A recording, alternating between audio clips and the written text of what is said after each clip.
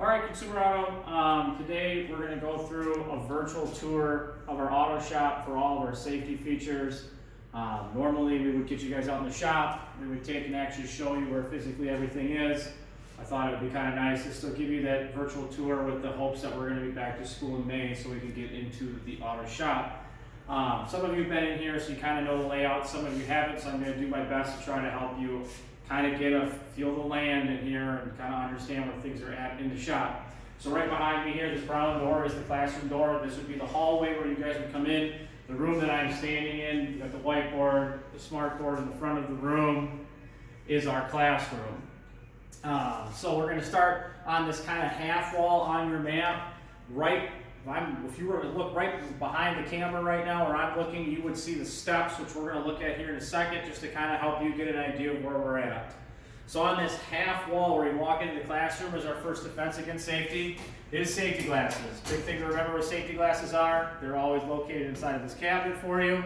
They should be put away nice and organized, just like we see them here today. There are two different types of safety glasses in here. For those of you that don't wear glasses, we just have your normal style safety glasses. For those of you who do wear glasses, these ones have side shields on them and they're a little bit wider so they can fit over your glasses so you're not walking around in the shop blind.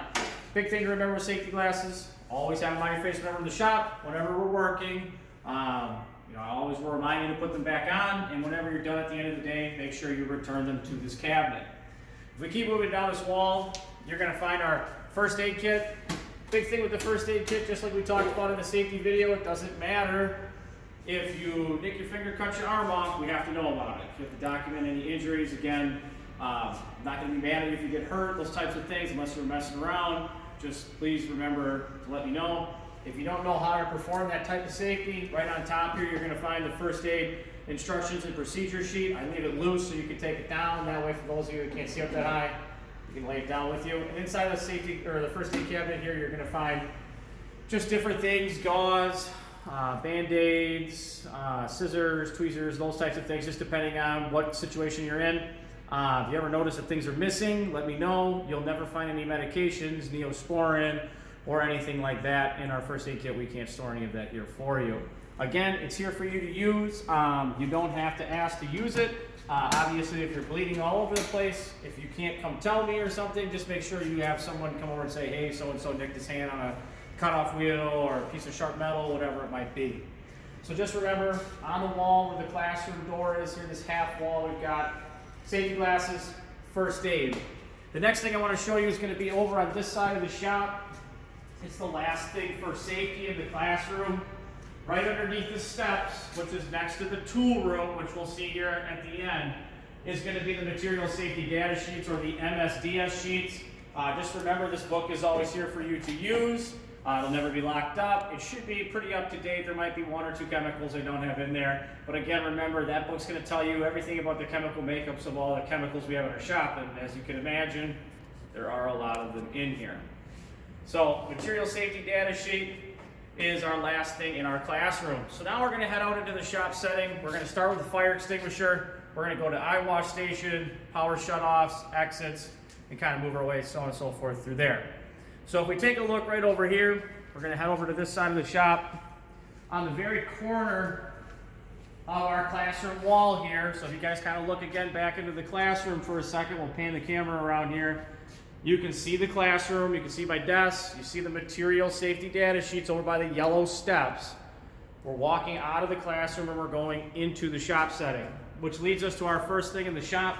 It's our first fire extinguisher of 3. Remember that there are 3 fire extinguishers in the shop. Again, this is for a real serious fire. If something's on fire, you don't have to ask to use it. Just always use common sense. If it's something that you can blow out like a candle, don't get a fire extinguisher out to do that. If you do that, it's going to make a really big mess and those types of things. A couple quick things with fire extinguishers. Remember, for using a fire extinguisher, the acronym for using a fire extinguisher is PASS. You're going to pull the pin, you're going to aim at the base of the fire, you're going to squeeze the trigger, and you're going to sweep with the hose. Big thing just to remember is when it's with a fire, you don't start at the top, you always start at the source of the fire. So start at the base of it, work your way up in a sweeping, usually left to right or right to left fashion.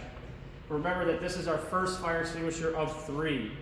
So we're going to move into the shop now. We're going to start taking a look at some of our other things that are here for your defense and safety. So we're going to head over to the first corner.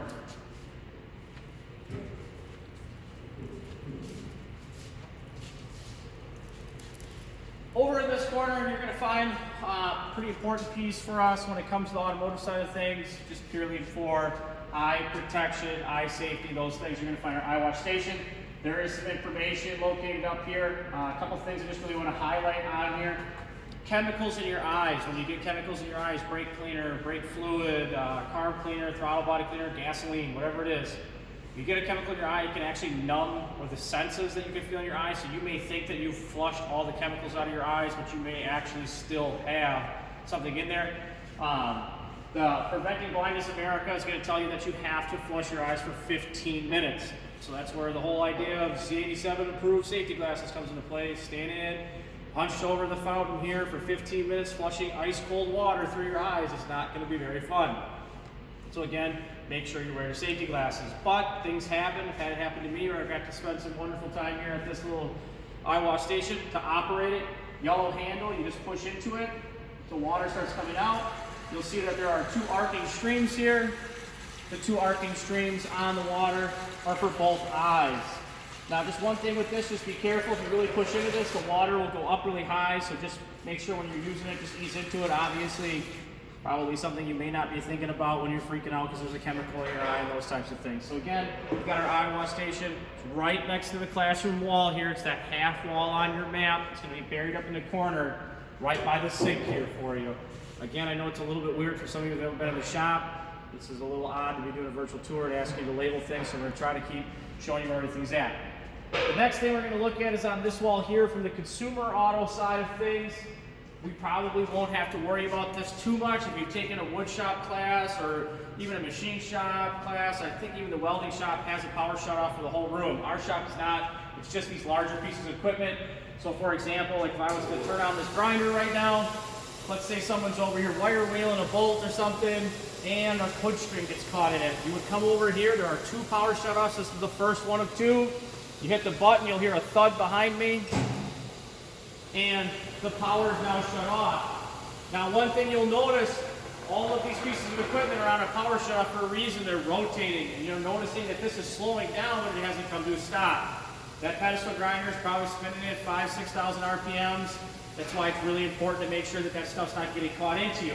Now I did say there was two power shutoffs for this because maybe you're not all the way up there by that water fountain. If we come down here on this gray box over here, you're going to find the second power shutoff, which is this red button here, and you'll shut that off. Whenever this does happen, even if it's your wire wheeling something gets sucked into there, a lot of times bolts, those types of things will have that happen. Make sure you shut the piece of equipment off before you come back over and press this green button to turn the power back on. Obviously, if you had to use a power shutoff, I'm probably going to get involved at that point with you, help you through whatever happened there, and make sure that everybody's safe before we're turning the power back on. So again, red button here kind of on the middle of the shop wall, and right behind us, next to the sink, you're going to find your second power shutoff. So just a big thing here to remember is on one wall for three pieces of equipment, there are two power shutoffs, and they are red, and they both say stop. So at that point, we're going to kind of keep moving down into our next corner over here, and we're going to take a look at our kind of two opposite corners of our shop match each other. All right, so we're going to head down to this next corner here. Some things to remember as you're walking around the shop. Like if you look at the floor right now, we've got the hose out, those types of things. Again, whenever working in the auto shop, you don't know what people are doing. Remember, you're one of 4 classes that'll be using this room daily. So just always keep that in mind as we're moving forward here. So we're going to head over to this corner here. Back of this corner, you guys are going to find 3 things here for safety.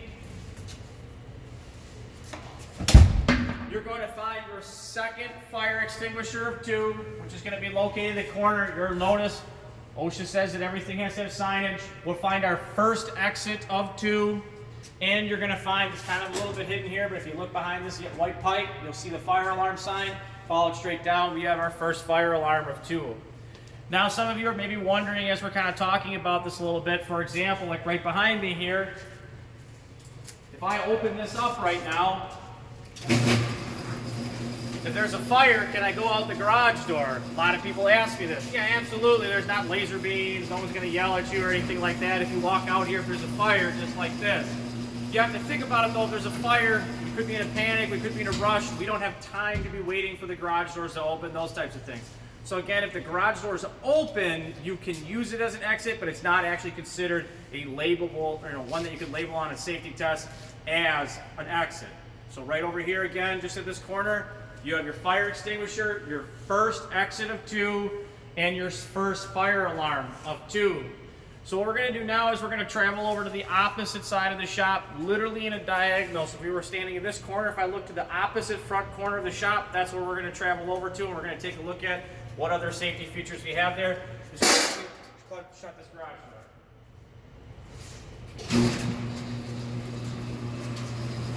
Got it? Mm-hmm. Good? Mm-hmm.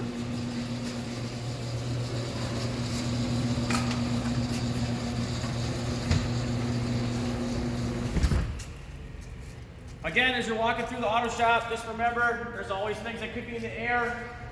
Lift arms, obviously our head height here, they're solid metal. Always make sure you're looking where you're going.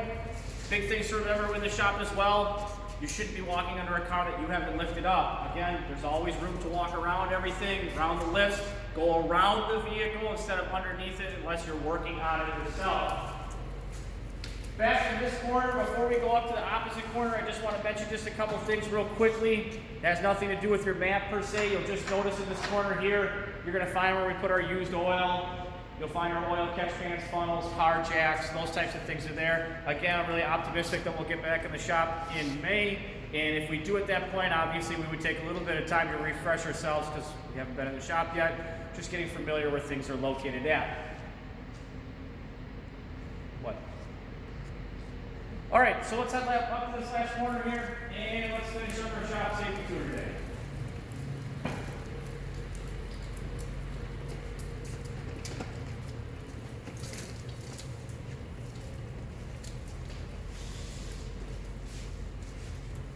Last but not least, up in this corner here, like I said, it mirrors the opposite side of the shop. If you follow the lines of the walls of the signage again, that's put in place by OSHA. We've got our third fire extinguisher, 3, second fire exit of 2, and our second fire alarm of 2. Again, you can use the garage doors if they were open in a fire situation, but for safety tests, those types of things, they're not going to consider those to be exits, so you have to use the 2 labeled exits. The classroom door is not considered an exit because you're actually entering back into the building. Again, everything that we're looking at is from the shop setting for our safety tests. One last thing I just want to highlight quickly for you is, just to kind of help you understand where you're at for the shop, this is the tool room here. We've got our stairs right here, classroom, and kind of trying to hopefully help you get a better understanding where we're at. We're going to do a sweeping pan view of the shop here for you just to kind of see where we're at. There are some cars and things still in here left over from students and stuff and projects that weren't done. So again, just keep that in mind, and I hope that this was very helpful for you today. And there's going to be a safety review that's going to pop up now for you guys to fill out on Google Forms. Have a nice day.